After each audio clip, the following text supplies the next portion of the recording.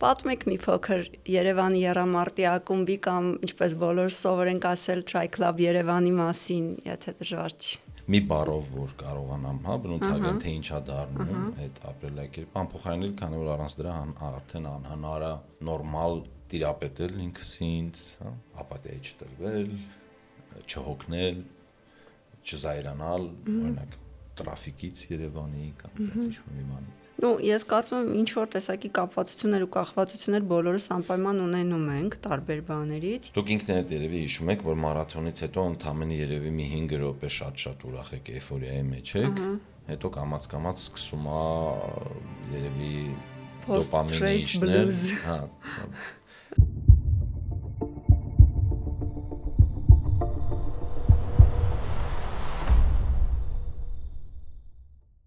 Սիրելի բարեկամներ, մեր հաղորդման գլխավոր գործընկերն է Կարդիոլաբ բժշկական կենտրոնը։ Կարդիոլաբը մասնագիտացված սիրտանոթային խնամքի կլինիկա է, որտեղ դուք կարող եք շատ բարձր որակով եւ արագ անցնել ձեզ անհրաժեշտ բոլոր ամբուլատոր սիրտանոթային քննությունները։ Կարդիոլաբում մեր արժեքներն են որակը, պրոֆեսիոնալիզմը եւ պացիենտակենտրոն մոտեցումը։ Բոլոր մանրամասներին կարող եք ծանոթանալ նկարագրության բաժնում։ Շնորհակալություն, որ մեզ հետ եք։ Ողջույն սիրելի բարեկամներ, կրկին այսօր եկել է երեքշաբթի երեկոն եւ ձեզ հետ եմ ես Սրտաբան Տաթևիկ Հովակիմյանն ու մեր Cardiolab podcast-ը։ Ուզում եմ հիշեցնել, որ մենք այստեղ աշխատում ենք, որպեսզի լինենք բոլորով ավելի առողջ,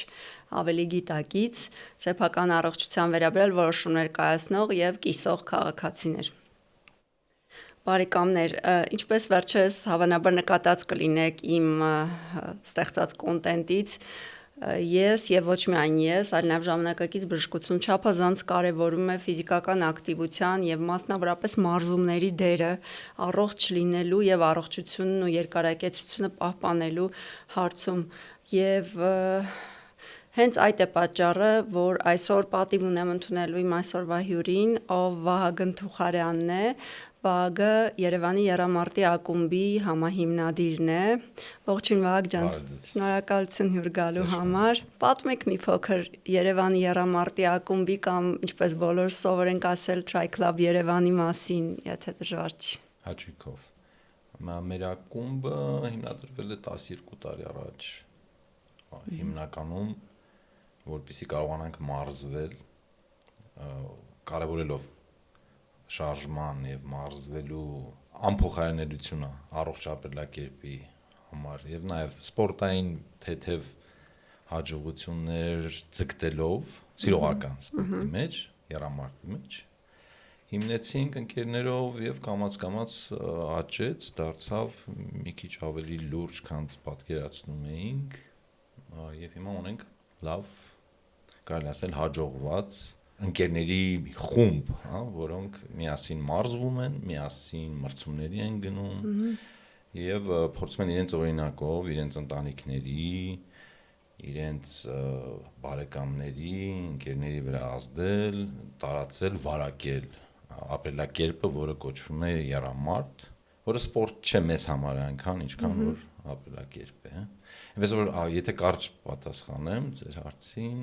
թե ինչ է Tri Club Երևանը, դա ապրելակերպ է, որը փորձում ենք վարակել եւ տարածել։ Հետաքրքիր է, իսկ բուն միտքը ոնց առաջացավ, ոնց եղավ, տենց նստած էիք ինչ որտեղ մեկ էլ ասիկ եկեք ակումբ ստեղծենք, թե այ ոնց դա հասունացավ։ Մոտավորապես հենց այդպես, քանի որ այդ սպորտաձևի հետ ես ծանոթ էի Միացյալ Նահանգներում, այնտեղից այստեղ վերադառնալուց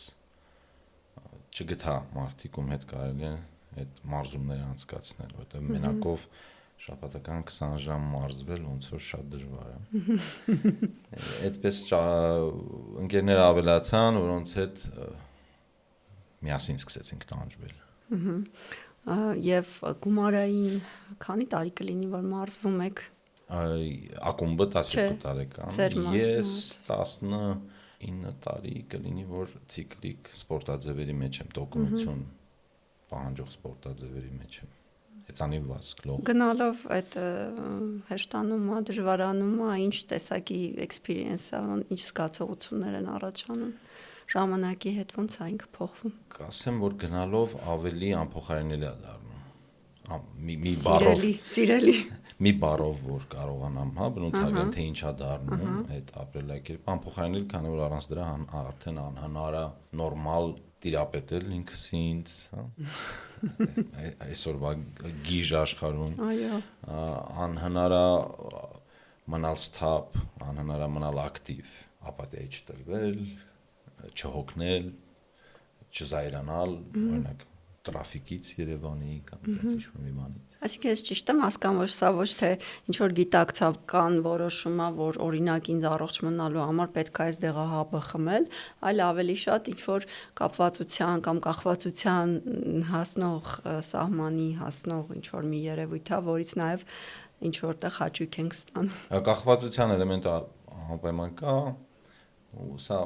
ես երբ որ փորձում եմ իմ մտերիմներին բացատրեմ խեմ անում, ասում եմ դե լավ կախվածություն է, կարող լիներ ավելի վատ կախվածություն, օրինակ կարող կախվածություն լիներ ալկոհոլից, կախվածություն լիներ խաղամոլությունից, թմրամիջոցներից, իմ թմրամիջոցը, իմ դեղը դա վազքն է կամ եռամարտն է ու դոպամինները այդպես եմ ստանում նատուրալ ձևով, այնպես ինչ որ բնությունը, որ մոտորապես ծրագրել էր, որ մարդը պետք է ստանա իր դոպամինները, եւ այդ դոպամինները, քանի որ նաեւ բնական ձևով ենք ստանում, չենք ստեղծում վատ առողջ կախվածություն կարծում եմ, հնարավոր է, որ ես սխալվում եմ, որովհետեւ ես մեջից եմ նայում, դրսից հնարավոր է, որ երևա, որ այս կախվածությունը առողջ չէ։ Ну, ես կարծում եմ ինչ որ տեսակի կապվածություններ ու կախվածություններ բոլորս անպայման ունենում ենք տարբեր բաներից եւ այնքան ինչքան դա մեր առողջությանը նշանակալի վնաս չի հասցնում, կարծում եմ, որ ընդունելի է եւ օքեյ է։ Իսկ այ եռամարտի 3 մեծ խմբերը, հա, վազք, հեծանիվ եւ լող։ Դրանք բոլորը միասին են գալիս, թե տենց հերթով է ստացվում, ասենք սկսում ես վազել, հետո մի ուրիշ բան է սկսվում։ Ամեն մարդու մոտ տարբեր է ստացվում իհարկե։ Ու ընդհանրապես երևի եռամարտը արհեստականորեն ստեղծված սպորտաձև է։ Պատմությունը տենց մի քիչ տխուր է ավելի, քան թե սպորտային խմում են ու վիճում են թե ով է ավելի ուժեղ, հեծանվորդը, վազորդը, թե լողորդը, ու հետո փորձում են, դա, ու տենց Ironman-ն է ստեղծվում, հա։ Բայց մենք գալիս ենք եռամարտի, կոնկրետ ես կամ մեծամասնությունը, ում որ գիտեմ Հայաստանում, գալիս ենք դրան, որ կամաց-կամաց ինչ-որ մի սպորտից կամ գիտակցելով, որ բոլոր 3-ը միանգամից պետք են, կամ 1-2-ը փորձելով, երրորդը ավելացնելով, քանի որ այդտեղ կա սենց մի բան, հա, մեկը մյուսին լրացնում է, այդ սպորտաձևը մեկը մյուսին կարող են լրացնել, հեշտացնում են մեկը մյուսին ոնց որ մեկի տված օգուտը մարզական վիճակը բարձրացնելու է, մյուս սպորտաձևում էլ մի քիչ կոնե մարզական վիճակը բարելավում է, եւ այդպիսով դու զգում ես, որ մի անգամից դու 3 բան ես կարողանում անել ավելի լավ, չնայած իրականում 3 բան չես անում ավելի լավ, 3-ն էլ շատ վատ եւ միջակ ես անում, բայց վերջնական արդյունքը ավելի լավ է երևում, քան երբ որ դու աներ այդ 3 սպորտից որևէ մեկը վատ կամ միջակ։ Այսինքն անգլերեն կա արտահայտություն why to be mediocre in one sport when you can be mediocre in 3, ինչու լինել միջակ մեկ սպորտում, եթե կարող ես լինել 3-ում, այդ այն դեպքն է, որ քանակը բերում է որակ, հա։ Եթե դու 3-ում գոնե միջակ ես կամ միջին արդյունքների ես հասնում կամ միջին չափով կարողանում ես մարզվել, դա բերում է նրան, որ ունենում ես բավականին պատկառելի մարզական վիճակ, որտեղ բոլոր ժամերը գումարվում են իրար այդ բոլոր 3 սպորտաձևերի, հա։ Այսինքն ժամանակը ամենակարևոր ներդրումն է, թե ուզում ես առաջ գնալ, ինձ թվում է շատ կարևոր մեսեջ է, որովհետև հաստատ մեզ լսելիս կլինեն մարդիկ, ովքեր մտածում են, որ դե չէ, էլի անհնար է, բացառվում է, որ ընդհանրապես ես օրերից մի օր 42.2 կիլոմետր վազեմ ինչ որ մի իրավիճակում, ամբողջական մարաթոնյան վազք անեմ։ Կարելի ասել էսպես, հա, ժամանակը կարևոր է բոլոր սպորտաձևերի համար էլ, բայց նաև ժամանակը ափսոս է, որը չի նվիրվում սպորտին։ Եթե դու ապրում ես, մարդ ես, շարժվում ես, եւ ուզում է շարունակել շարժվել, իմ դեպքում խորոծերության մեջ համարյա արդեն սպորտը անհետաձգելի է։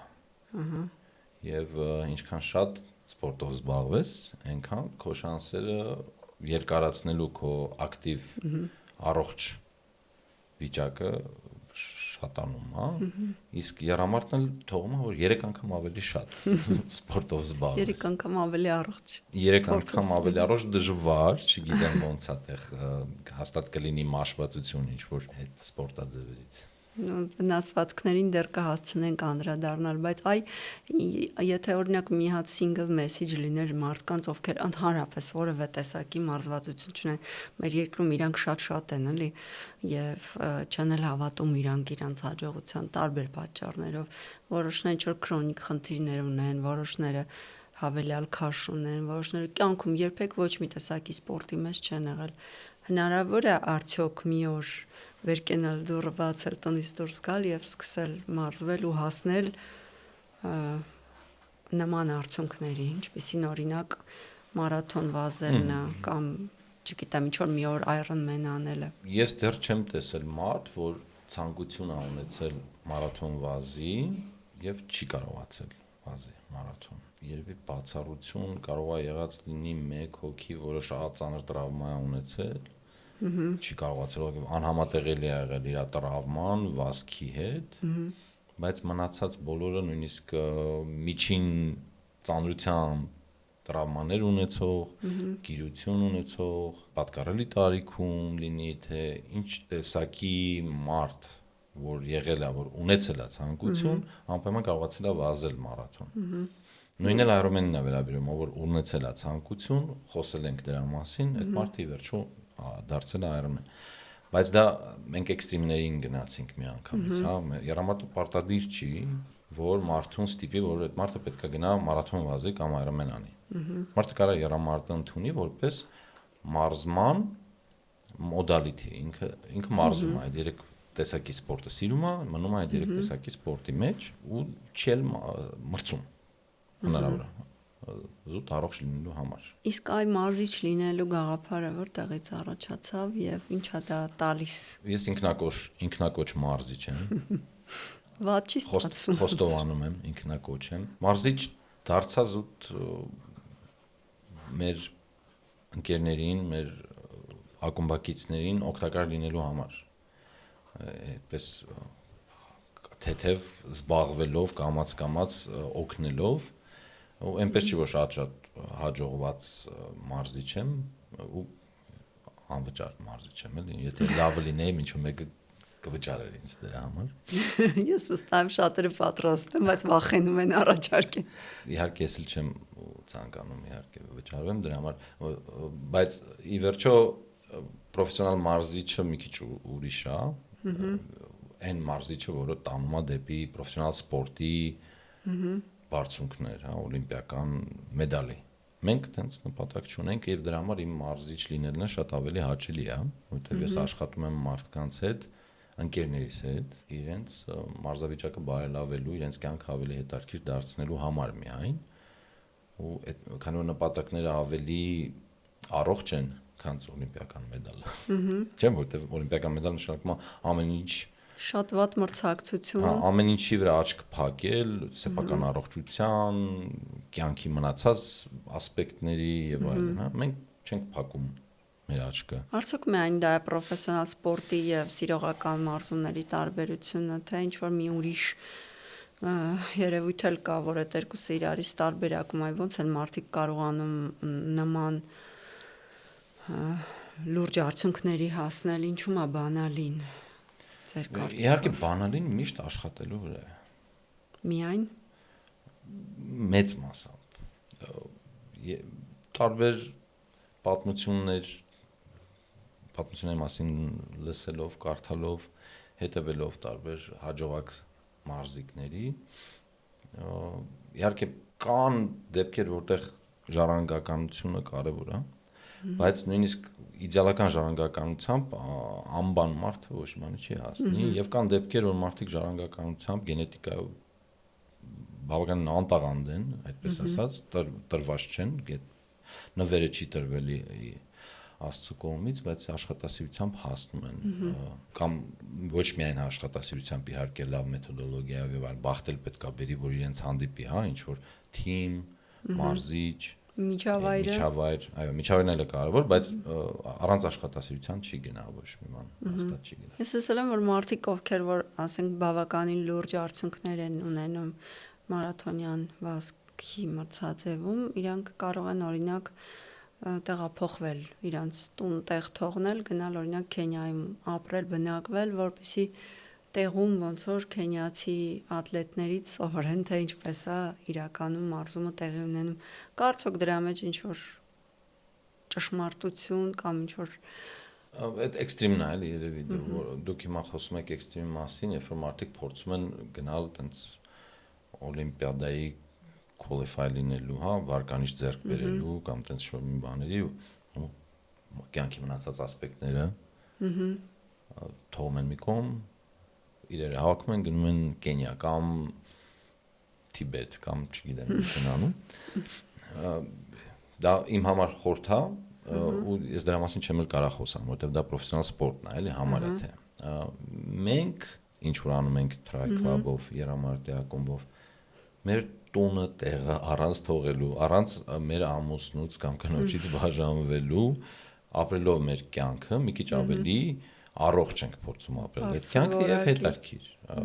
Գնում ենք մրցումների, տարատեսակ դուք էլ մեր հետ միջազգային մրցումների, որտեղ թիմային ոգին օգնում է ձեզ մրցատարությունը անցնել, ավելի հաճելի է։ Ես կողմից կարեմ ասեմ, որ օրինակ երկար տարիներ աշխատանքում շատ լուրջ նվիրում ունենալով, ես ինքսինց workaholic եմ էլի համարում, ես շատ մեծ նվիրում եմ ունեցել իմ մասնակցության եւ շարունակում եմ ունենալ, բայց իմ կյանքը մի նոր որակ ստացավ, երբ որ ես սկսեցի վազել, որովհետեւ այդ կոնտրաստը, որ դու ունենում ես միջավայրերի միջև, շատ լուրջ պերսպեկտիվը լավացնում է եւ դու կարողանում ես ոնց որ մի քիչ ավելի քիչ հիվանդագին վերաբերվել նրան, ինչը միշտ սրտիդ մոտ ես ընդունել եւ էներգիայի ուրիշ տեղից վերցնելու աղբյուր ես ունենում, որը ինքնին շատ դրական ու լավ երևույթ է իմ կարծիքով։ Խոստանում ձեզ երապատիկ կլինի, եթե երկու սպորտն էլ նույն լրջությամբ։ Ես աշխատում եմ, մեծ երազանք ունեմ այդ ուղղությամբ։ Ուզում եմ շատ մեծ ցանկություն ու երազանք ունեմ իրականում։ Մի փոքր կարանք փորձենք պարզաբանել մարզումների տարբեր տեսակները, հա, թեկուզ վազքի մեջ օրինակ, ոնց ենք մենք բաշխում, որպեսզի ավելի էֆեկտիվ լինի, արդյոք միայն զոնա 2-ում կատարվող մարզումները բավական են, եթե մարդ միայն դա անի, թե եթե ուզում ենք ավելի արագ ու ավելի էֆեկտիվ դառնալ, ոնց է պետք հարաբերել այդ մարզումների տեսակները։ Երկու ձևով կարող է խոսակցությունը շարունակվի, մեկը եթե մենք արդեն զոնա 2-ը գիտենք ինչ է, կարանք Չէ, ես առաջարկում եմ basic, որովհետև ինչքան էլ մենք խոսել ենք, բայց վստահ չեմ էլի, որ մեր ունկնդիրները բոլոր մեր ոդքասթերին հետևել են եւ տեղյակ են ինչի մասին է գնում խոսքը։ Ինչքան կա մարզիչ, այդքան կա կարծիք, հա, ոնց որ համարյա թե, բայց կան նաեւ տենց կարծիքներ, որոնք ինչ որ մի ձևով խմբի մեջ են հավաքվում, հա, կա օրինակ այտենց գաղափար, որ զոնա 2-ը լավ է։ Զոնա 2 ասելով նկատի ունենք այն շատ թեթև մարզման ինտենսիվությունը, որի ընթացքում մարդը շատ ջանք չի թափում, խոսակցական ռիթմը կարա պահի իր, շատ չհոգնի, երկար շարունակի այդ մարզումը, բայց դա շատ սուբյեկտիվ է նաև ամեն մարդու համար։ Կարող է մարդ լինի, որի համար զոնա 2-ը դժվար լինի։ Եթե մենք չափենք, հա, եթե գնանք ֆիզիոլոգիական մարկերներով չափենք, տեսնենք այդ մարդը իրոք զոնա 2-ի մեջ է, թե չէ։ Օրինակ շատ մարզված պրոֆեսիոնալ մարզիկի համար զոնա 2-ը բավականին բարդ է։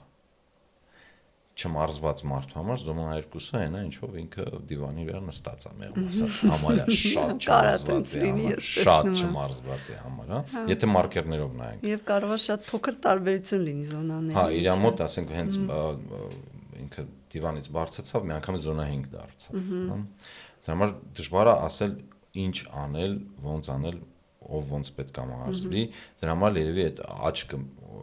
երկրորդ, որ նայում է մարզվող մարդու վրա, լինի դա մարզիչ, թե փորձառու ընկեր, կարա շատ արագ հասկանա ու օգնի կարծիք արտահայտի, թե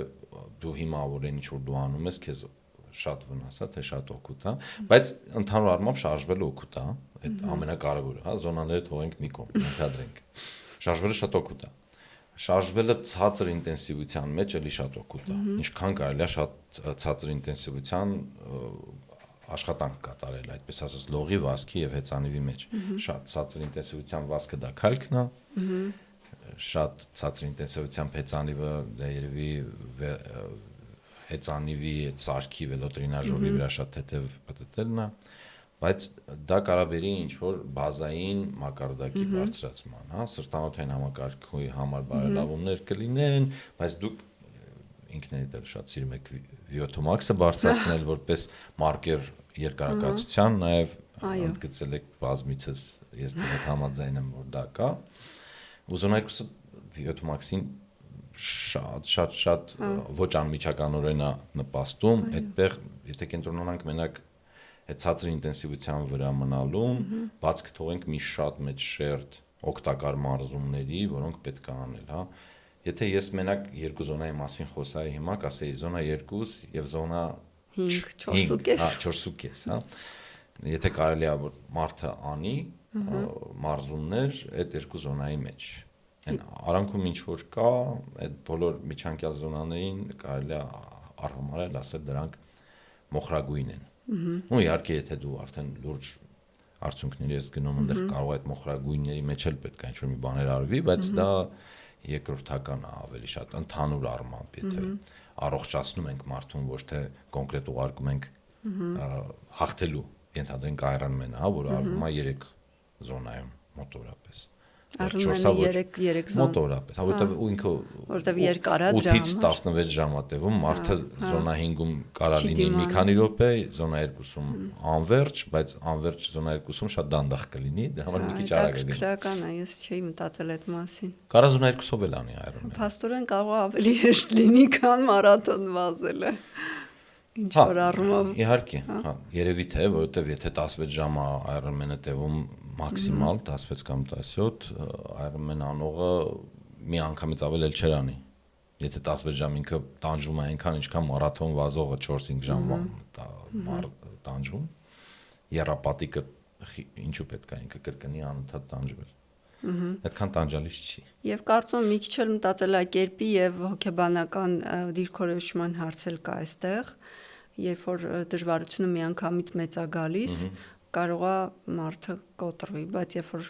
քայլ առ քայլ է դա վերցնում ու ոնց որ մի քիչ ժամանակ ունի հաղթահարելու, հոգեբանորեն կարող է ավելի հեշտ լինի այդ ամբողջը անցնել։ Մանավանդ եթե 3 տարբեր տեսակներում մոդալիթին էլ է փոխվում, հա, լողը, հեծանիվը, հետարքիր է դառնում ավելի։ Օրինակ ես չեմ պատկերացնում 16 ժամ անընդհատ մեջ վազելը։ Չնայած ունենք մարդիկ մեր ակումբում, որ 16 էլ 24 էլ 36 էլ են վազում, որը վատ առողջ է, մի վազեք։ Բարեկամներ, ով չգիտի, ուզում եմ հիշեցնել, որ Ironman մրցույթի Ironman անունը կրում է այն մրցույթը, որի ժամանակ ատլետները 2 կիլոմետր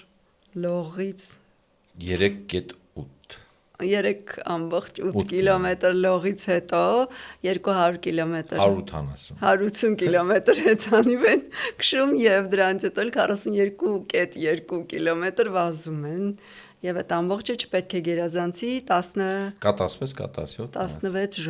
16 ժամը պիտի այդ ամբողջը իրականացնեն։ Ինչն է պատճառը, որ Հայաստանում այդքան քիչ կին Ironman-ներ ունենք։ Ամենաառաջի պատճառը այն է, որ դուք չեք գրանցվում, անձամբ դուք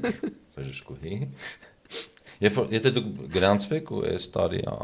վերջացնեք Ironman, կունենանք 3 կին Ironman։ Լավ, ես հաշվի կառնեմ անպայման։ Երևի վախենում են մարդիկ այդ մրցատարածություններից, դե վախենալու է իրականում, բայց սպորտում այնպես չի որ աղջիկները չկան ակտիվ չեն, ակումբի մեր ակումբի կեսը աղջիկներ են։ Բայց ինչ որ Ironman չեն ուզում անեն։ Այդ մի կողմից ճիշտ են մտածում, ինձ թվում է պետք չի այդքան շատ տանջվել։ Կես մարաթոն են վազում, կես Ironman են անում, մարաթոն են վազում։ Ես կարծում եմ, որ Ironman պետք չի որ ամեն մեկը անի, եթե այդպես նպատակ չի դրել ինքը իրան ինչ-որ մի բան ապացուցելու համար կամ ուրիշ ինչ-որ մեկին ինչ-որ մի բան ապացուցելու համար դա առողջ չի 15 ժամ շարունակական սիրտը դնել ստրեսի տակ ոնց որ դուք ինձ ասացիք լավ չի իմ դեպքում օրինակ իրականում ես կարծում եմ որ պատշաճ տրեյնինգի եւ ճիշտ կազմակերպելու պարագայում տարեկան մեկ անգամ նմանատիպ ծանրաբեռնվածություն առողջ սրտով մարդը կարող է վերցնել այստեղ ոնց որ մի քիչ ավելի շատ բալանս ստացվում հա հոգեբանական ձեռքբերումների, որովհետև իմ կարծիքով դա շատ լուրջ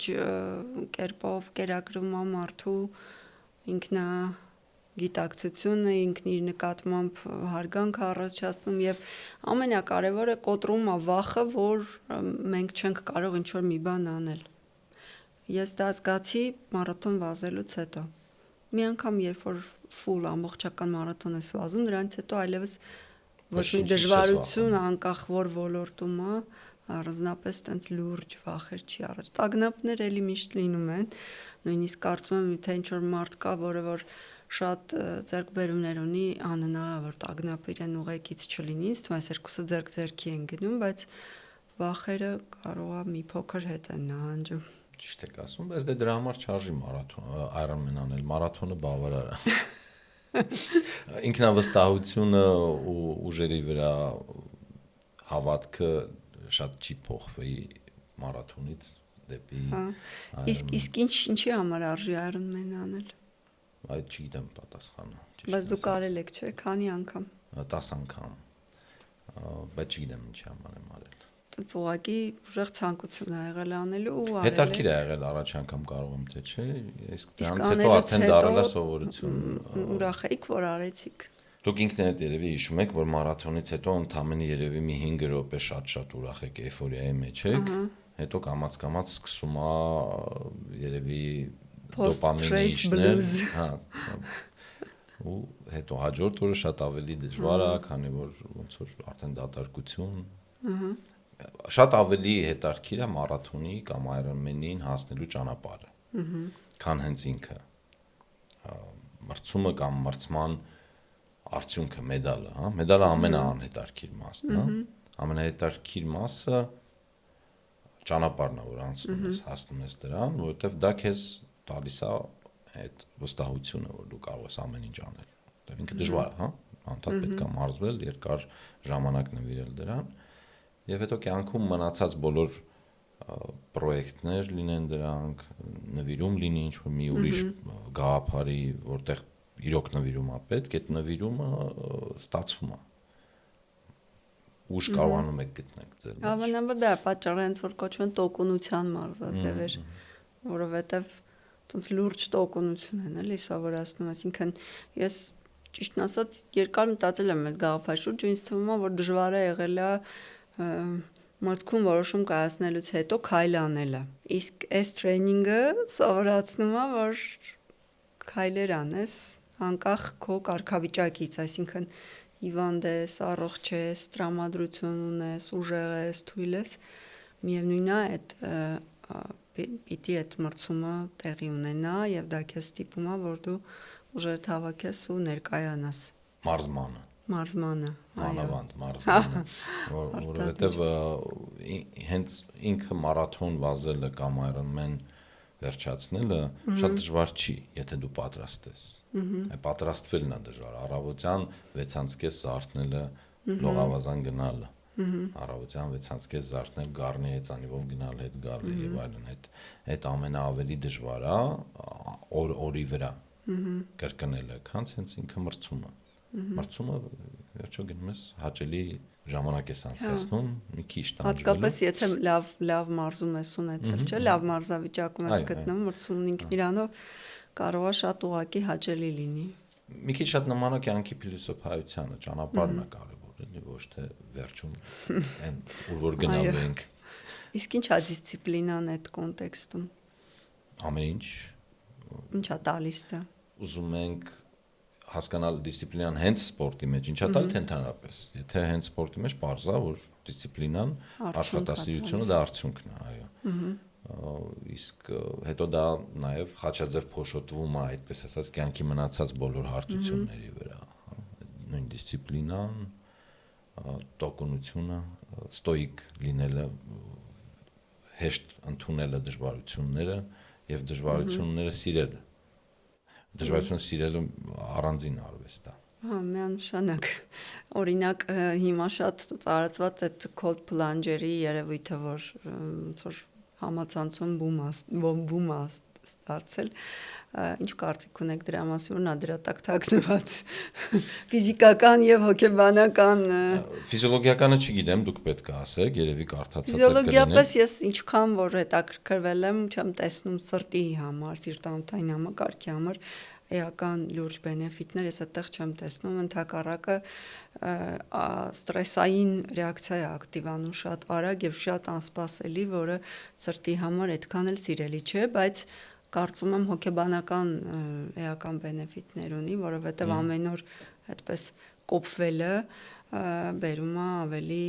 հեշտությամբ դժվարություններին դիմակայելուն։ Շատ լավ։ Նման մի բան էլ մեր մարզումներն են անում։ Ստրես կա, չէ՞, ամեն մարզում ստրես է։ Հիմա ես չէի ասի, որ մենք այդ cold plunge-ը կամ սառցե ծովի մեջ պետք է ընկղմվենք կամ գետի եւ այլն, դա օգուտ է։ Երևի նույն քանակով օգուտ է, ինչ որ մենք մեզ ստիպում ենք գնալ մարզման ու հաղթարել ինչ որ մի հատ ասենք դժվար ինտերվալ ընդհանրենք։ Այդտեղ էլ ահագին մտավոր լարվածություն կա ու ստրես կա։ Ես չէի ավելացնի մեր ստրեսերին այդ վերոհիշյալ սառցեվանները, բայց եթե մարդը ոչ մի բան չի անում, ինձ թվում է, ասենք նստած է ինքը բասկաթորին, բասկաթորից գնաց cold plunge արեց, ինձ թվում է դա ավելի օգուտ է, քան ինքը շարունակել մնալ բասկաթորի վրա, բայց շատ ավելի օգուտ է բասկաթորից իջնել, գալ լողալ, հեծանիվ քշել եւ վազել։ Նրանք ավելի հաճելի են ինձ թվում ավել քան սառույցի մեջ ընկղմվել։ Բաղ իսկ ուժային մարզումները ինչ որ մի դեր ունեն եռամարտի պատրաստվելիս եւ ինչքանով է դրանց դերը կարևոր ու ինչ է դա տալիս ընդհանրապես։ Շատ լավ հարց։ Առաջ ինձ թվում էր, որ ուժայինը պետք չի, քանի որ ժամանակի ծախս է։ Դե չունեք անverջ քանակությամբ ժամեր շաբաթվա մեջ 2 ժամ տրամադրել ուժային անելու, երբ որ այդ 2 ժամն է կարեք ավելորդ հեծանիվ քշեիք, ավելի ուժեղանայիք հեծանիվի վրա, այդպես ասած, բայց պարզվում է, ուժ սովորեցի ես իհարկե, վերջերս, որ եռամարտը ուժային սպորտ է, այսինքն մեր սրտանոթային համակարգը ինչքան էլ որ ուժեղ լինի, մեր մետաբոլիկ համակարգը էֆեկտիվ լինի, ի վերջո Ironman-ի ժամանակ մենք հանձնվում ենք կամ դանդաղում ենք, ավելի շուտ չենք հանձնում, Աստված ոչ անի, ոչ շուտ չի հանձնում։ Մենք ի վերջո դանդաղում ենք, որովհետև մարմինը ոնց որ քանդվում է։ Ու քանդվում են մկանները, քանդվում են տարբեր հյուսվածքները, որոնք չեն դիմանում այլևս այդ շարունակական ստրեսին, հա։ Ուժայինը բերում է նրան ծմեր արած ուժայինը, որ դու ամառվա վերջի քո եռամարտի մրցմանը ունես ավելի շատ մկան, որը կարաս տանջես։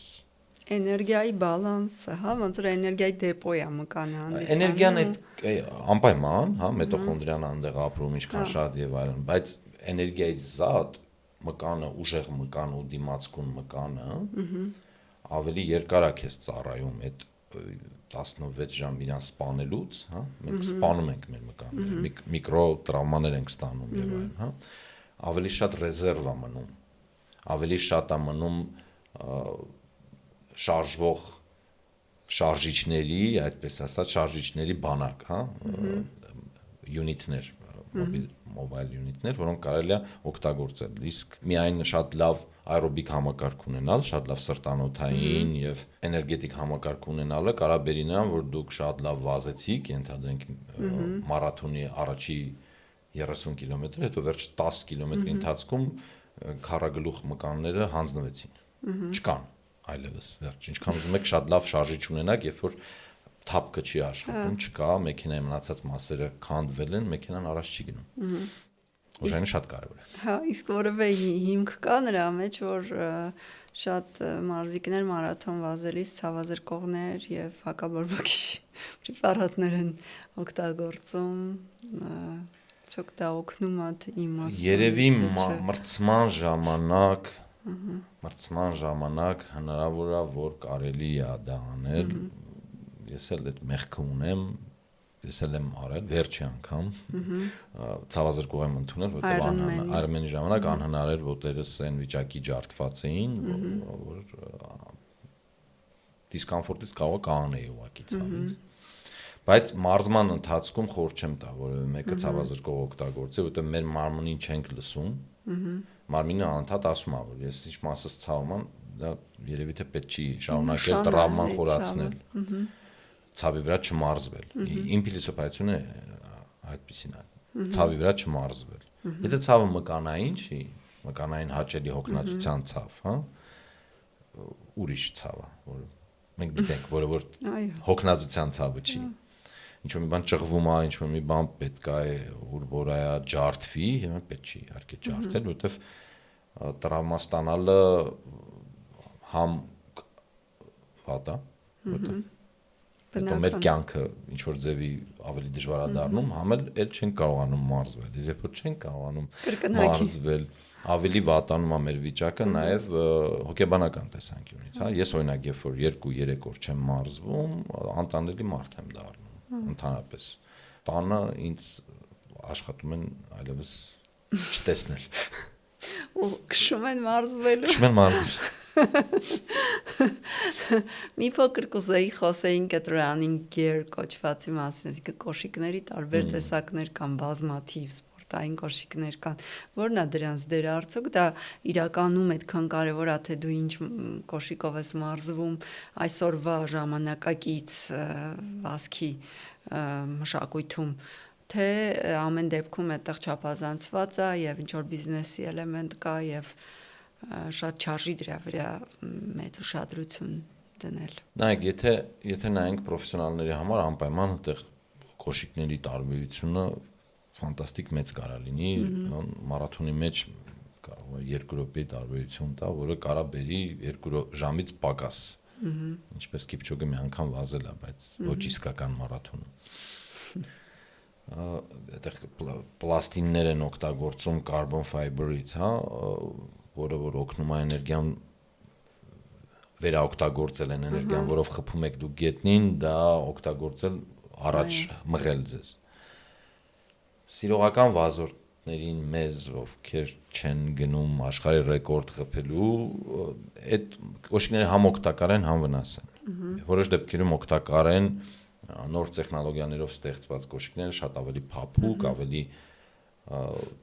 տրավման քչացնող, այդպես ամորտիզացիա ունեն, բայց նաև մյուս կողմից էլ այդ կարբոն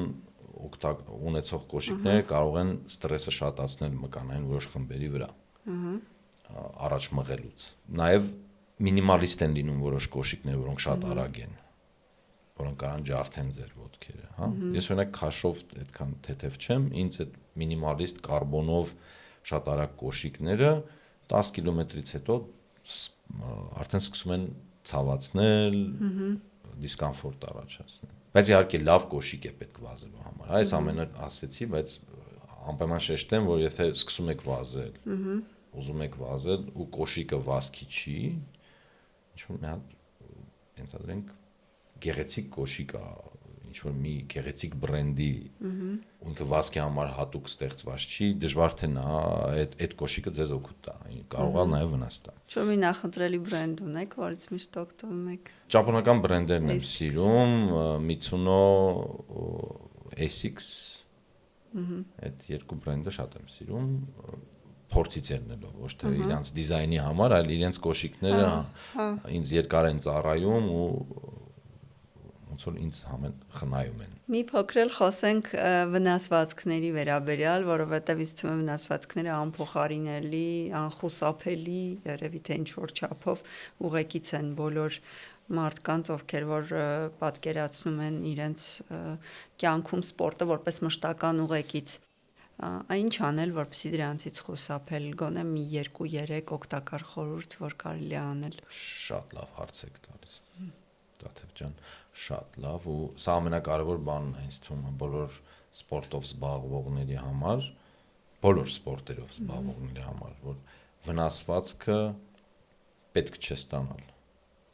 Առաջին, հա, երկրորդը ոնց անել, որ չստանալ։ Ավելի պահպանողական լինել միշտ սպորտի մեջ ընկալվելով, հա։ Մենք չենք հաշվում, որ մենք ենթադրենք միջին տարիքի ենք, կամ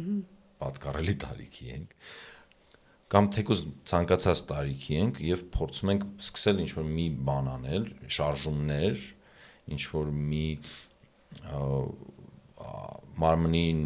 ինչ-որ մի ստրես տալ, որը մարմինը դրան ընդունակ չի կամ ընդունակ է իր բնական վիճակում, եթե մենք դեռ աֆրիկյան սավանաներում ապրեինք եւ ծնված օրվանից բոբիկ վազեինք, սնվեինք բնական ձևով ոնց սնվում էինք, քնենք գետնի վրա, հա, չկրեինք կոշիկներ կրունկներով, չունենայինք նստելու տեղ բասկաթոռ, որի վրա մենք բազում ենք 7-ից 8 ժամ, այդ ամենը եթե չանենք, հա, սկսեցինք եւ մարզվեցինք ամեն մարզում էլ երևի թե կտրվեր, որովհետեւ մարդը ատլետ է, ծնված վիճակում իր նատուրալ վազում է եղնիկի հետևից, բռնում է ուտում է եղնիկին, ի վերջո։ Լավ կներ։ Բայց մենք արդեն ցավոք, երբ որ որոշում ենք, որ մտնենք ինչ-որ մի սպորտ, շատ վատ վիճակում ենք։ Նույնիսկ եթե մեզ թվում է մենք սուպեր ատլետիկ ենք, մենք սուպեր ատլետիկ չենք, ունենք հավանականություն ստանալու տարբեր տեսակի վնասվածքներ, ոնց ասացիք, վնասվածքը ոնց որ ուղղորդում է բոլոր սպորտսմեններին, հա, բայց պարտադիր չի այդպես լինի։ Եթե մենք մտնում ենք դանդաղ, հարցնում ենք ChatGPT-ին, ենթադրենք, որն է մեր այսօրվա վիճակի եւ մեր նպատակի միջև ընկած ճանապարհը, ինչ քանակի մարզումներ անել, առաջի շաբաթը, երկրորդ շաբաթը, երրորդ շաբաթը, որպեսզի վնասված չստանալ, անպայման շեշտելով, որ որպեսզի վնասված կարելի է դա մարզիչին ասել, հա, եթե բայց մարզիչ չկա, ChatGPT-ին վատ չի։ Անպայման կստանաք շատ կոնսերվատիվ, շատ կոնսերվատիվ պատասխան։ Կլինի այսպես, ենթադրենք, ուզում եմ վազել մարաթոն 2 տարի հետո, ինչ անեմ։ Պատասխանը կլինի քայլեք, շաբաթը 3 օր, կես ժամ։ Ոնց կես ժամ վազեմ, քայլեմ, ուզում եմ վազեմ, հենց հիմա, ուզում եմ ինտերվալ անեմ, ուզում եմ արագ վազեմ, կարամ ես։ Ասում են մարդիկ եւ իրանց 60%-ը մեծ հավանականությամբ ստանում են վնասվածք։ Այդ պահպանողական լինելն է շատ կարևոր, վնասվածք չստանալու համար։ Գլխից վերջ չթռնելը։ Այդպես ասած, էլի մի քիչ վատահանջում, բայց դա է հիմնականում։ Կարելի է չստանալ վնասվածք։ Չնայած ես դեռ չեմ տեսել վնասվածք չստացած ատլետ, բայց Կարելի է գոնե չափավորել։ Չէ, գիտեմ, 1-2 հոգի գիտեմ, որոնք շատ չափավոր մտածված են անում, հիմնականում կանայք եւ աղջիկներն են տենց մտածված անում։ Պահպանողական ինստինկտ կա երևի երեխեքում։ Տղաների մոտ դե տեստոստերոնը մի քիչ խթանում է վատ որոշումները։ Մոդել է իրականում այդ ատլետիկ պերֆորմանսի հիմնական պատճառը ինձ թվում է տեստոստերոնի արտադրությունն է ու իր բարձր մակարդակը։ Ես երկար մտածում էի ոնց է նոր կանայք առնում են դա։ Ինձ թվում է այդտեղ տեստոստերոնի արտադրությունը մեծ դեր ունի իրանց օրգանիզմում եւ այն կանայք, որոնք կարողանում են Ironman-ան, ցանկացած կին կարող է անել Ironman։ Ովքեր միջև վերջ գնում են եւ անում են, լավ, ասենց ասեմ, այդ կանանց մոտ ինձ թվում է դա մեծ դեր ունի։ Եթե մեր ակումբում բազմաթիվ մարդիկ կան, ովքեր բացի այնց որ մարզվում են, նաեւ շատ բազմազբաղ են, ինչ որ առումով իրենց ոլորտներում տեղ հասած, ճանապարհ անցած մարդիկ են։ Եթե կան մեզ լսող մարդիկ, ովքեր այդպիսի բազմազբաղ ռուտին ունեն, բայց ամեն դեպքում գիտակցությունը հասունացել է այնքան, որ իրանք ուզում են սպորտը կամ մարզումները իրենց կյանք մտցնեն, ինչ խորհուրդ կտայիք այդ տիպի մարդկանց։ Ոնց տեղավորել իրանց բալանսը ճիշտ կյանքում։ պահել։ Պետքա սպորտին նայել ոչ թե որպես հոբի, զբաղմունք, եւս մի բան, որ պետք է անել, այլ մի բան, որը անպայման պետքա լինի կյանքում առաջի տեղերից մեկում։ Եթե ցուցակ ունես, ինչ-որ մի բան անելու, եթե այդ ցուցակի մեջ ինքը առաջնային տեղեր զբաղացնի, հա, սպորտը, այն մնացածն էլ կօգտվեն դրանից պարտադիր։ Ուղղակի պետքա իրան առաջ մղել։ ոչ ինտուիտիվ է հնչում, հա, գործը թողել սպորտով զբաղվել, բայց եթե առաջնային զբաղվել սպորտով հետո նոր գնալ աշխատանքի, ոնց օրինակ ես այսօր արել եմ, այդտեղ համ երկու բան մի անգամից դուրս է գալիս արանքից, հա, համ մի քիչ առողջության մասին մտածեցիք, համ մի քիչ նյարդային համակարգը բերեցիք այն վիճակի, որ ավելի հեշտ կլինի կյանքի ստրեսները տանել, ու ժամանակն էլ խնայեցիք ոնց որ։ Եթե թողենք մարզվելը երկրորդական, երրորդական, ընկերների հետ հանդիպելուց հետո, աշխատանքից հետո, այս բոլոր խնդիրները լուծելուց հետո իրան հերթը չի գալիս։ Դա սովորաբար տենց էլ լինում է, մարդիկ ասում են կմարզվենք։ Ես մարդ չեմ տեսել, որ ասում է ես չեմ ուզում մարզվեմ։ Տեսել եմ մարդ ու շատ, որ ասում են մենք ժամանակ չունենք մարզվելու։ Որպեսզի ժամանակը լինի, բերել առաջ։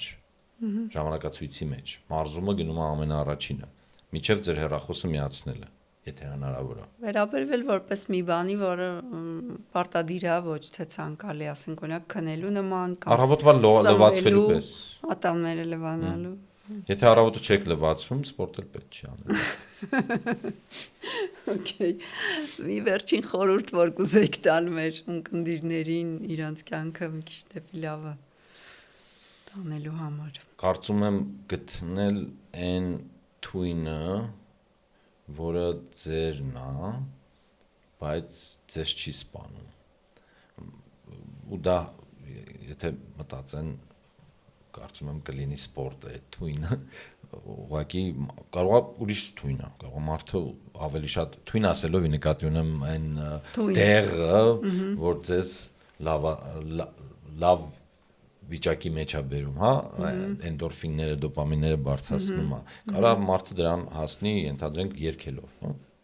Հնարավոր է։ Կամ հարևանի վրա գոռալով, շատ հնարավոր է։ Բայց առողջ է երևի թե հարևանի վրա չգոռալը, սպորտով զբաղվելը ու դրանով գալ են վիճակի, երբ որ դուք ձեզ լավ եք զգում, հա։ Գտնել դա ձեզ համար։ Տարբեր սպորտաձևեր կան, տարբեր, պարտադիր չի մեր սպորտաձևը, չնայած մեր ամենալավն է, բայց գտեք ձեր համար այդ զբաղմունքը, որը ձեր հոգեկան վիճակը ավելի դեպի լավն է տանում ու ձեր կյանքը դրանից հետո մի քիչ ավելի հետաքրքիր ու հաճելի կդառնա, շրջակա միջավայրին էլ քիչ վնաս կտակ։ Եվ իբրև դրա արդյունք բարեկամներ նաև կունենաք երկարատև ու առողջ կյանք, քանի որ ֆիզիկական ակտիվությունը եւ մարզումները, ինչպես արդեն ասել ենք, օգնում են բարելավել երկարակեցությունը եւ առողջ ծերություն են ապահովում։ Հիշեցնեմ, որ այսօր մեր հյուրներ Երևանի Եռամարտի ակումբի մարզիչ Վահագն Թուխարյանը։ Վահագ ջան, շնորհակալություն, որ եկար։ Իսկ մենք կհանդիպենք, երբ հանդիպենք, չմոռանաք բաժանորդագրվել մեր ալիքին։ Ցտեսություն։